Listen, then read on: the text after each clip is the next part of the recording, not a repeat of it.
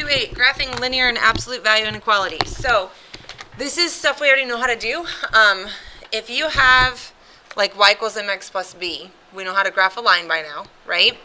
If I have less than or greater than, it's a dotted line. If I have less than or equal to or greater than or equal to, it's a solid line. Just like we used to have open or closed, like that stuff, it's the same concept. So the way I think about it is if it has an extra straight hard line, draw a straight hard line. If it doesn't, it's dotted or dashed, whichever way you think of it. So I am going to say, though, I've got a trick to help you. Get y alone first. Whenever you're graphing a line, typically we would do that anyway, right? Like we would get it in y equals mx plus b form, get the y alone first. If the y is on the left, I can do this trick, which I'll show you in a second. I'm going to talk about the other way this is written, but there's other options, okay? If it's less than or equal to, you shade below or left if it's a vertical line. So like when I say below, if you guys look up here, if I have this line, below is under my arm. Do you see what I'm saying? But if I have this line, a vertical line, I don't have a below, so I would have a left. Do you guys see what I'm saying? Okay. And then if it's greater than or equal to, you shade above or right if it's vertical. Okay? The other way to do that is you can use test points, which is what you did in Algebra 1 probably. So you would pick a point that's not on the line, and you would shade the true side. That works every time. It's fine. But when we do one here, I'll show you like the trick. Okay? So first we're going to graph the thing. Basically, you pretend it's an equal sign first. So like if I were graphing y equals 4, show me on your arm the y-axis. Show me what the y-axis looks like. Very good, vertical line. So the y-line is not that. This is the y-line because this is the y-axis. People always get this one confused, okay? So if this is my y-axis, my y-line does not go that way. It goes this way. Do you guys get that? So on y is 4, I'm going to have a horizontal line. But is it going to be solid or dotted? It's going to be solid because there's a solid line there, right? So we're going to go up to 4. 1, 2, 3, 4. Solid line. Oopsie. Solid straight line the best we can. See how y is alone on the left? Okay? So this literally says y is less than or equal to 4. Where do you think less than 4 is? Above that line or below that line? Below, right? So you shade it below. You could do the test point from Algebra 1 if you want to, but you don't have to, okay? On this one, I would get y alone first. You don't have to. Technically, you could find x and y intercepts, but if you do that, you can't do the tricks that I'm showing you right now. You would have to do a test point. So you just pick what works for you. Most of us prefer y equals mx plus b form anyway, so I'm just going to do that. Is that okay? All right. So is the y alone? No, I'm going to go on the back because I don't really have enough room to write that down there, but you do it wherever you want. 4x minus 3y is greater than 12. So I need to subtract the x over, right? So I'm left with negative 3y is greater than, how would we write that though? 12 minus 4x is fine, but if I want slope-intercept form, what would I probably do instead?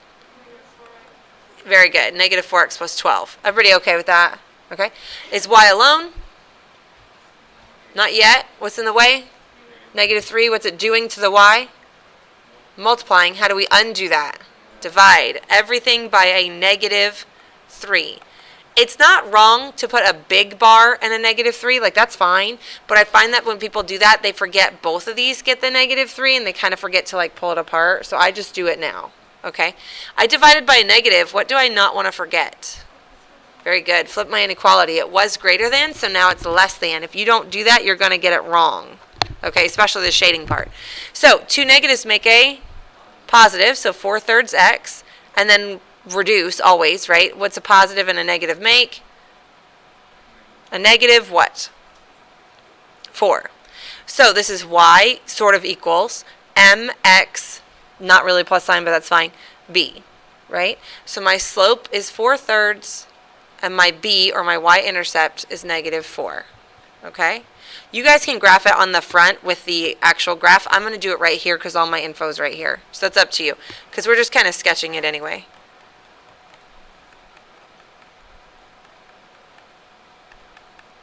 So remember, you always graph the b before the m. Alphabetical, right? B comes before m. You have to start with a point before you can do a slope. You can't do a slope from nowhere. You have to do a slope from somewhere, right? So I start on the y-axis at negative 4 and I put a dot. And then I go up 4 and right 3. Everybody okay with that? Okay. Is this a solid or a dotted line?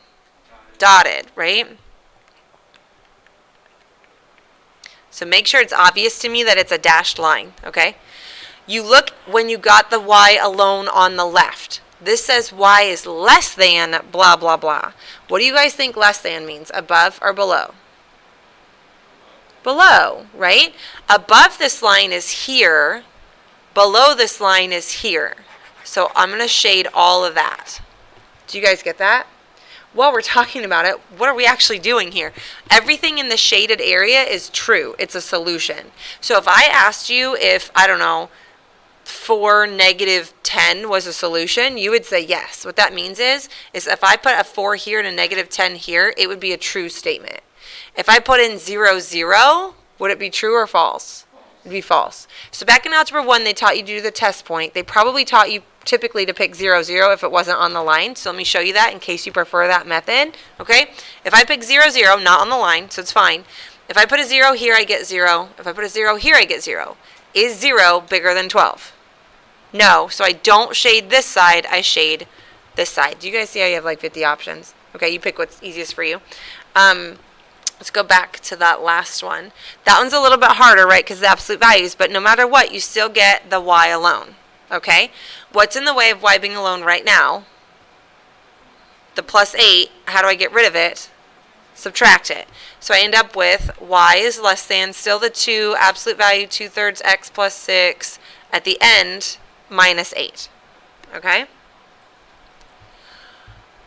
Yeah, we kind of learned how to do that yesterday, but that's a lot of translations. That's a down 8, it's a left 6, it's a dilation, it's a lot. So we're just going to do a t-table. Anytime it looks pretty messy like that, just t-table, okay?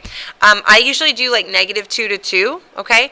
Again, I don't really have enough room here. I'm going to go to the back, so you guys do whatever you want, but that wasn't enough for me. So I'm going to rewrite the original question.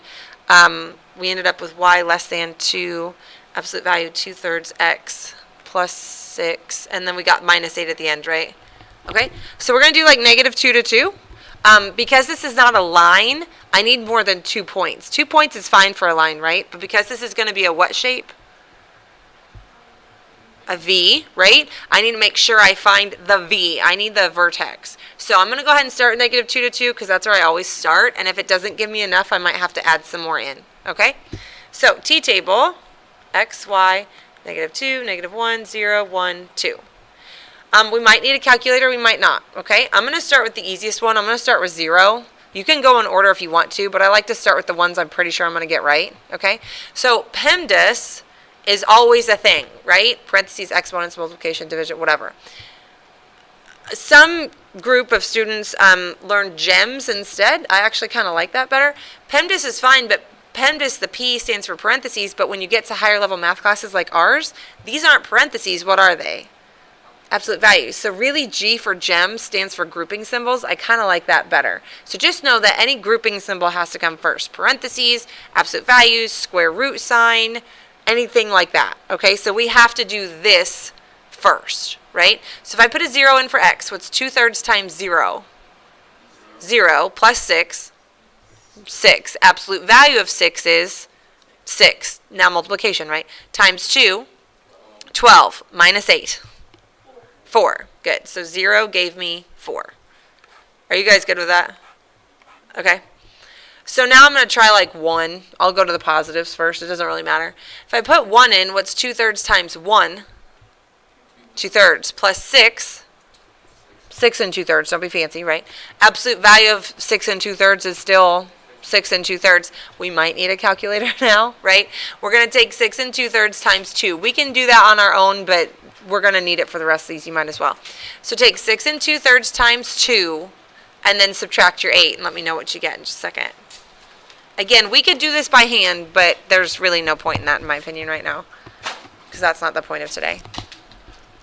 Take 6 and 2/3 is what we got, times 2, minus the 8. And you can do a fraction or a decimal because we're graphing, so it doesn't really matter. Anybody get it yet? 5 and 1/3? Or 5.3 repeating since we're graphing it either way, but everybody try it. Make sure you remember how to put 6 2/3 in times the 2 minus the 8. Everybody make sure you get that. Why don't you guys try 2 for me? Be careful with absolute values, right? Because your calculator doesn't do that for you. You guys plug in 2 for me and let's see what we get.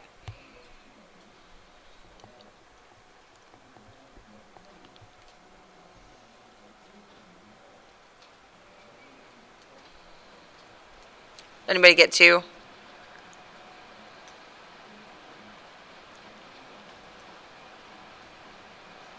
Mm-hmm. 6 2/3. If you don't get that, please tell me, okay? Is everybody okay? Can I fill in the rest for you and not take like 20 minutes? You guys are good? You get it? Okay. So if we put, well, we should probably do the negative for 2 seconds. If I put a negative here, it's 2/3 times -1 is -2/3 plus 6. It's still a positive. What I want you to know is if I put in a big enough negative that this whole thing was negative, I'd have to take the positive because of absolute values. You guys remember that? Okay. So for -1, we ended up getting 2 2/3. Just copy it down for me. And for -2, we ended up getting, I think that says 1 1/3. I think, yeah. 1 1/3. So if you look at this, this isn't really symmetric yet, right? Doesn't a V have a line of symmetry? So I haven't really found it yet is the problem. So I'm going to have to go farther over. I haven't made a V yet. You could graph it if you want to, but all I have right now is like this. I just have like part of the line. I don't have the other part. You see what I'm saying? So going back to our rules the other day, I know this is going to move left quite a bit, probably 6, but I don't know what this does to it, right? So I'm going to go farther over, okay? So I'm going to add to my t-table. If you want to go down more, you can. If you want to do it here, you can. It doesn't really matter. I'm going to go farther. I'm going to do like -3, okay? Obviously, you can just keep going, -4, -5, whatever. Maybe even -6. Let's try that too. And let's see what happens, okay? -3 is easy because it cancels out, right? 2/3 times -3 gives me a -2. What's -2 plus 6? 4, absolute valued. 4 times 2, 8 minus 8, 0. That was easy enough, right?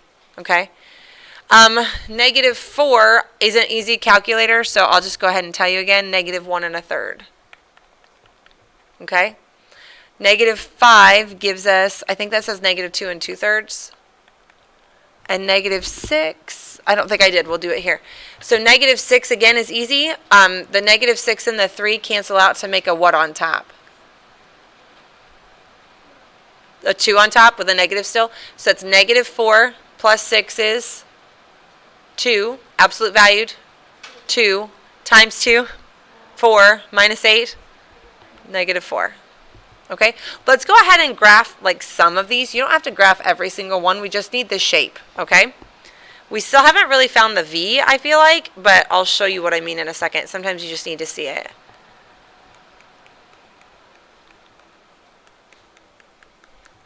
For a line, you only need 2 points, right? But for an absolute value V, you need the vertex and like at least 1 or 2 on each side. So I'm going to graph the easy ones. I'm going to graph like 0, 4. I'm going to graph -3, 0. I'm going to graph -6, -4. 6, 1, 2, 3, 4-ish. So again, I still don't have, right now I've got the right side of the V. Do you guys see what I'm saying? I don't have the left side. I'm going to have to keep going left. So at this point, I'm just going to go far left. I'm going to do like -10. Do you see what I'm saying? I've got to add to it. So I'm actually going to try to pick, like -10 is fine, but if I pick multiples of 3, I won't need a calculator. Do you see what I'm saying? So I'm also going to do like -9. Okay? Can I just tell you guys the answers? Is that okay? You guys know how to use the calculator. So -10 gives me -6 2/3. And -9 gives me -8. Okay? So let's graph those. 1, 2, 3, 4, 5, 6, 7, 8, 9, 10. -9 gives me -8. 1, 2, 3, 4, 5, 6, 7, 8. Something like that. And then -10 gives me -6 2/3. 1, 2, 3, 4, 6-ish 2/3. So do you see how I'm starting to go back up now finally? I've got the left side of the V. If you aren't confident, you could go farther over, but once I've got something on the left, I'm okay with that. Does that make sense? After today, we'll find the actual V for the vertex. Today, that's not really the point. We're just seeing if it's dotted or solid and where to shade. So this is good enough. Does that make sense? Okay. Would this be dotted or solid, by the way? Let's go back to the question. Dotted or solid? Dotted, above or below? It's less than. What do you think? Above or below? Below. Okay. So I'm going to make this dotted. A nice sharp V. Okay. And what do you think is below? This up here or this down here? Option 1, option 2. 2. That's below, right? And again, if you get to a test or quiz and you're like, I don't know, just plug in 0, 0. It's not on the graph, right? So I can plug 0, 0 into the original and see if it's true or false. If it's true, shade that side. If it's false, don't. Okay? So let's go back to the front. I want to write something down. Greater than has an A, so you shade above. Less than has an L, so you shade below. If that helps you, great. Some people don't get it. So greater than has an A, so you shade above. Less than has an L, so you shade below. That works for me. Okay? Have I lost anybody other than the actual graph itself being kind of tricky? Like that V was, it was kind of a lot, but we can all do a T-table until it goes back up again, right? Okay, last question. Carlos estimates that he will need to earn at least $700 to take his girlfriend to prom. Whoa. Yeesh. Carlos works 2 jobs as shown in the table. Oh, you guys don't have the table. Write this down. Yeah, maybe don't go to prom. So one of his jobs is at Main Street Deli. So write this down because it's in the book, but I don't want to make you open your book. It's fine. He gets $8 an hour at that job. Okay? The other job is babysitting. And he gets $6 an hour at that job. This must have been a long time ago because that is not the going rate now. If it is, tell me who it is because I'll hire them. Okay? So, write an inequality for his situation, right? If he's getting $8 an hour at one place and $6 an hour at the other place, how do I typically write that? 8x plus 6y, because it's a different place. You see what I'm saying? So, let's call it, I think that's what I did, yeah, 8x plus 6y. How much money does he have to make, though? 700, at least 700. So this has to be what? Greater than or equal, less than or equal, greater than, equal, greater than or equal. He can make more. That's always fine, right? He can make right at 700, but he can't make 699. That's not going to work, apparently. Okay? We're going to graph the thing. So when we graph something like this, doing y equals mx plus b is fine.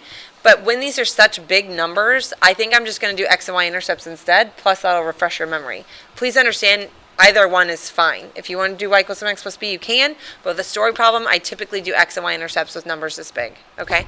So to find x, you set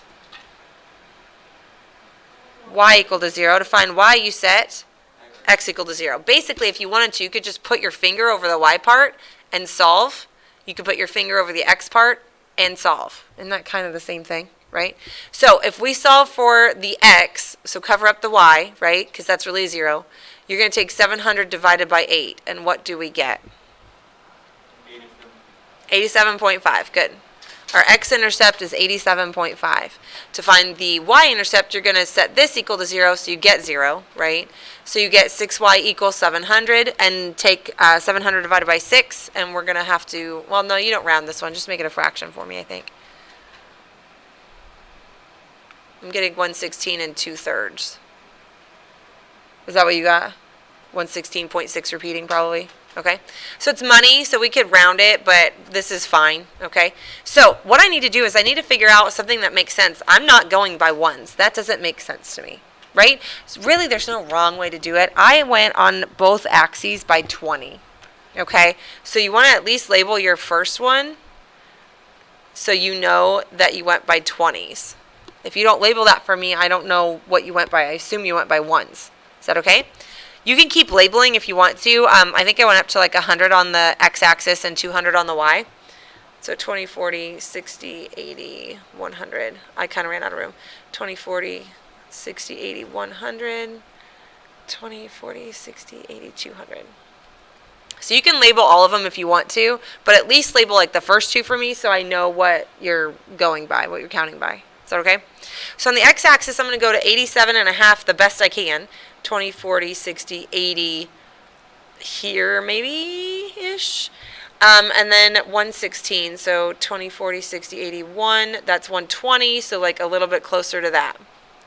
Is this going to be a solid or a dotted line? Solid, because it has a solid line, right? I'm not going to extend it though, right? Like, oops, pretend that touched it. I'm not going to draw arrows on both ends because that's where our answer is going to be, okay? For shading on this one, you can't do my trick, my above or below trick, because we didn't get y alone. Do you see what I'm saying? So we either have to pick something like 0, 0, or we have to go back and put it in slope-intercept form, and then we could do the trick. I'm going to again show you something that I didn't show you before, because I think you guys get the trick now. So I'm going to pick 0, 0, because it's not on the line, right? If I put 0 in here, what do I get? 0, 0. Is 0 bigger than 700? I'm going to go no, so you shade the other side. Does that make sense? Okay? We should label our axes, by the way. So X X was the Main Street Deli money, so something like Main Street Deli maybe. And then this was the babysitting on the y-axis. Did you guys get that? Okay. So anything in here is fine. So if he works, I don't know, 100 hours at the deli and 40 hours babysitting, like he's good, right? But if he works 20 hours and 20 hours, he's not going to make enough money, okay? Will he make enough money if he works 50 hours at each job? So 20, 40, 60, so 50, 20, 40, 50. No, right? Wait, well, maybe our graph isn't that great. I have yes. I would have plugged it in anyway. Just by looking at our graph, it looks like no, but let's plug it in and I'll show you that it's actually yes. I would have done it algebraically anyway because I don't ever trust a graph when I counted by 20s. I didn't use a ruler. Do you see what I'm saying? So let's plug it in. If we plug 50 in, the question is this going to work, right? So what is 8 times 50? 400. 6 times 50? 300. And that is 700, so it's just enough, which is why on our graph it didn't look great because we didn't use a ruler and we didn't really, like mine was tick marks. Do you see what I'm saying? If we had used graph paper and a ruler, it would have been right on the line. And that's really hard to tell. So typically I don't eyeball it like I just did. I normally wouldn't have done that anyway. Typically I would have done the algebra because it's more accurate. Does that make sense? So actually it was yes. Did I lose anybody anywhere? Solid or dotted, above or below. The lines start to get hard because we're in Algebra 2. Is that okay? Okay. Let me end the video and then we'll ask questions from yesterday.